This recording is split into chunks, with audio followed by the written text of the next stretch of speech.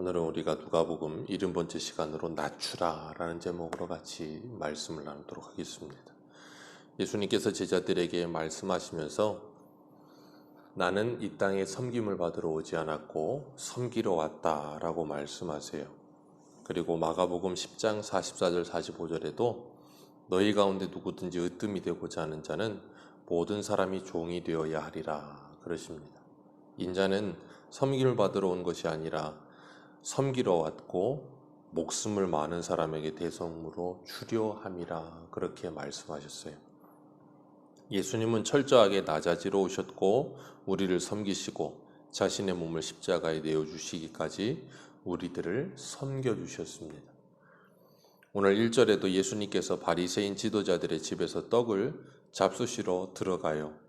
이 바리새인 지도자가 예수님을 청한 이유는 1절 말미에 분명히 말하고 있습니다. 그들이 엿보고 있더라 라고 말하고 있어요. 예수님을 책잡기 위해서 일거수일투족을 지금 관찰하고 꼬투리를 잡으려고 하는데 예수님께서 일부러 거기를 찾아가세요. 그리고 그 바리새인 지도자의 집에서 율법교사들과 바리새인들에게 불을 던지시는 거예요. 그들이 예수님이 던지시는 말씀을 듣고 돌이켜 회개하게 되기를 원하시는 겁니다. 그들을 포기하지 않으시고 그들의 초청에 응하시면서 그들에게 가셔서 그들의 잘못된 것들을 깨트리시고 그리고 그들이 그 주님의 말씀을 듣고 돌아오기를 원하셨기 때문에 예수님은 그들의 청함에 계속해서 응하셨던 거예요. 그들을 불쌍히 여기신 겁니다. 그 집에 수종병 든 사람이 있었다 그랬어요. 이 종기가 나는데 물집 같은 종기가 계속 나는 사람을 말하는 건데 그 사람이 안식일에 그 수종병 걸려서 고통받고 있는데 예수님께서 그곳에 있는 사람들에게 질문을 하세요. 3절에 안식일에 병 고쳐주는 것이 옳으냐 아니면 그냥 아픈 사람 내버려 두는 것이 옳으냐 라고 질문하십니다. 그 사람들이 뭐라고 대답을 할 수가 없죠. 고치면 안 됩니다. 그러면 그럼 저 사람 아파 죽는데 내버려 두느냐? 고치십시오. 그러면 안식일을 범하는데 그래도 되겠느냐? 양쪽으로 그렇게 되기 때문에 어떻게 하지 못하겠는 거예요. 그런 상태에서 예수님께서 그 사람을 고쳐서 돌려보내십니다. 돌려보내시고 나서 5절 말씀을 우리 같이 한번 읽겠습니다. 시작.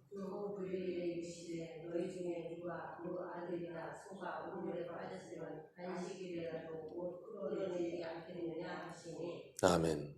안식일이라도 끌어내지 않겠느냐? 사람의 생명이 안식일보다 귀하겠느냐?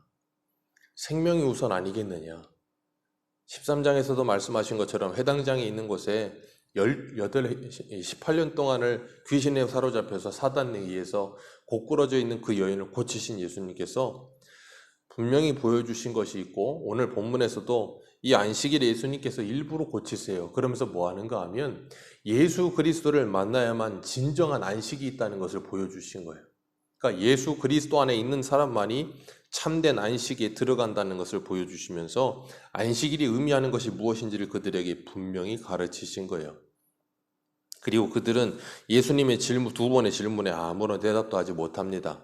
그들도 알고 있었던 거예요. 생명을 구하는 일이 더 소중하다는 거. 그런데도 불구하고 그들은 다른 사람들이 고통당하고 괴로워하고 있는 그것을 보면서도 아무런 느낌이 없는 거예요. 그들이 정해놓은 안식일을 지키는 것, 장로들의 유전과 그리고 전통을 지키는 일이 더 중요하다라고 생각하는 사람들. 그래서 18년 동안을 고꾸라져 있는 그 여인도 그리고 수종병 들려있는 이 사람도 예수님이 고치시는 걸 보면서 그 고치는 것 자체가 화가 나는 거예요. 그러니까 이런 사람들이 있는 가운데 있는 사람들이 얼마나 힘들고 고통스럽겠어요. 이 사람들이 바리새인들이에요. 종교적으로는 지도자급에 있는 사람들입니다. 그런 사람들이 있는 그곳에 있는 사람들은 얼마나 괴롭고 힘들겠어요. 자신들도 자유를 누리지 못하고 자신들도 참된 안식을 누리지 못하며 자신이 가르치는 사람들 그리고 자신의 밑에 있는 사람들 또한 그렇게 올가매어 놓고 있는 거예요. 그래서 주님께서 그러셨죠. 너도 들어가지 않고 남도 들어가지 않고 장님이 장님을 인도하는 격이구나 그렇게 말씀하셨었는데 그렇게 어리석은 모습으로 있으면서 남도 그렇게 고통 가운데 있게 만드는 거예요. 그렇기 때문에 그들에게 필요한 건 뭔가 하면 하나님의 사랑이요 그리고 다른 사람을 향한 공감 능력이에요. 다른 사람을 보면서도 아무런 공감하지 못하고 공감의 능력이 없어요. 그러니까 18년 동안을 고꾸라져 있어도 그 여인을 보면서 아무런 긍휼을 여기는 마음도 자비한 마음도 없는 거예요. 오늘 본문에도 말하는 이 수종병 걸린 사람 보면서도 불쌍히 여기는 마음이 없는 거예요. 왜 그래요? 공감하는 능력이 없기 때문에. 사람이 다른 사람을 공감하는 능력이 있으면 그 사람을 긍휼히 여기게 되고 그 사람을 불쌍히 여기게 되며 그 사람의 아픔을 나도 세율하여 내 아픔으로 여겨지기 시작해요. 그렇게 공감하게 되면 우리가 TV에서도 어떤 NGO 단체들이나 그런 사람들이 아프리카에 있는 아이들 그런 모습들 보여줄 때 우리가 뭐 해요? 공감하고 감동해서 긍휼히 여기는 마음 때문에 후원하기도 하고 하잖아요. 그런 것처럼 그런 공감 능력이 있어야 되는데 그 공감 능력이 떨어지는 거예요. 그 영적인 공감의 능력은 성령으로 말미암지 않고는 불가능한 거예요. 오늘 보면 7절에서 11절에 보면 잔치에 초청받을 때 높은 자리에 앉지 말라 그러세요. 높은 자리에 앉아있다가 낮은 자리를 가서 앉으면 얼마나 부끄럽고 수치스럽냐. 그러니 잔치에 청함을 받으면 가장 말석에 가서 앉아라. 그랬다가 주인이 청하여서 이리 올라 앉으라 그러면 많은 사람들 앞에서 네가 얼마나 존귀해지겠느냐. 이 말씀을 하시는 이유가 뭔가 하면 오늘 본문의 7절부터 11절 그리고 12절부터 14절까지 예수님께서 이 바리새인 지도자의 집에 식사 자리에 초청을 받으셨기 때문에 그 자리에서 이 비유로 그 자리에 합당한 비유로 지금 말씀하고 계시는 거예요. 사람들에게 인정받으려고 스스로 인정받으려고 애쓰지 말라는 거예요. 높은 자리에 앉아보려고 애를 쓰지 말고 사람들이 인정하지도 않는데 나 스스로 높은 자리에 앉으려고 애를 쓰는 것은 참 비참한 거예요. 그러나 다른 사람들이 속에서부터 우러나오는 존경심을 가지고 높이는 것은 참 영광스러운 겁니다. 그렇기 때문에 예수님께서는 우리들에게 말씀하시는 게 진정한 높아지는 것이 무엇인지 아느냐. 그러시면서 스스로가 높아지려 하지 말고 스스로가 칭찬하려고 하지 말고 잠언에도 말씀하시는 것처럼 다른 사람이 너를 칭찬하게 하라 하시는 것처럼 진정성 있게 이 땅을 살아가다 보면 세상의 사람들이 너희들을 알아보게 될 것이다 라는 것을 말씀하시는 거예요. 그리고 12절에서 14절에 보면 잔치를 베풀고 초청하는 사람들이 누구로 할 것인가 하는 것에 대해서 말씀하세요. 세상의 사람들은 잔치 베풀면 뭐 결혼식이 있든지 뭐 집안에 잔치가 있든지 잔치가 있을 때 사람을 초청할 때 제일 먼저 생각하는 사람이 누구예요? 높은 사람이죠. 뭐 국회의원 아니면 어떤 누가 뭐 이렇게 화환이라도 오지 않으면 화환이라도 보내든가 그렇게 하기 위해서는 뭐가 하냐면 거기 오는 사람들에게 나 이런 사람이 하고 좀 이렇게 뭔가 좀 어깨가 펴지고 싶으면 그런 심리가 있는 거예요. 그러니까 될 수 있으면 어떻게 인맥을 다 동원하죠. 그렇기 때문에 그런 이 심리를 가지고 있고 내가 베풀었으니 베푼 만큼 거둔다는 심리도 있어요. 그래서 우리나라는 좀 약간 이런 게 품앗이 문화가 있기 때문에 그런 것도 있겠지만 어떤 결혼식이나 집안 잔치 같은 거 보면 내가 간 사람 안 간 사람 체크해서 내가 그리고 축의금 한 거 얼마인지 그런 거 다 체크를 해서 그 사람이 5만 원 했으면 나도 5만 원 하고 내가 5만 원 했는데 그 사람이 3만 원 하면 기분 나쁘고 그런 심리가 우리들에게는 있어요. 그런데 주님께서 오늘 말씀하시기를 그런 거 하지 마라 그러시는 거예요. 쉬운 말로 하면.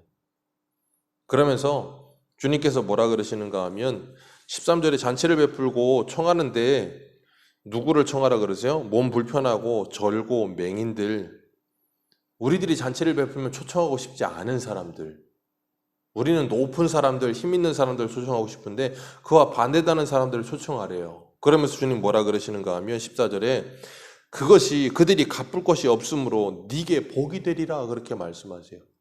갚을 것이 있는 사람들을 초청하지 말고 갚을 것이 없는 사람들을 초청해라. 잠언 19장 17절에 보면 가난한 자를 불쌍히 여기는 것은 여호와께 구워드리는 것이니 그의 선행을 그에게 갚아주시리라. 아멘. 갚을 것이 없는 사람에게 베푸는 선행은 하나님께 구워드리는 거래요. 그리고 하나님께서 그것을 반드시 갚아주신다라고 말씀하세요. 그렇기 때문에 우리들이 이 땅을 살아가면서 무엇을 하며 살아야 하는 존재들인지 하나님의 나라를 살아가는 사람들은 어떤 원리로 그리고 어떤 생활의 방식으로 살아야 되는 사람들인지 공감 능력을 가진 사람들이 되는 거예요. 주님의 마음을 가지고 주님께서 우리를 섬기셨던 것처럼 우리도 긍휼히 여기는 마음을 가지고 뭐예요? 섬기는 자들이 되는 거예요.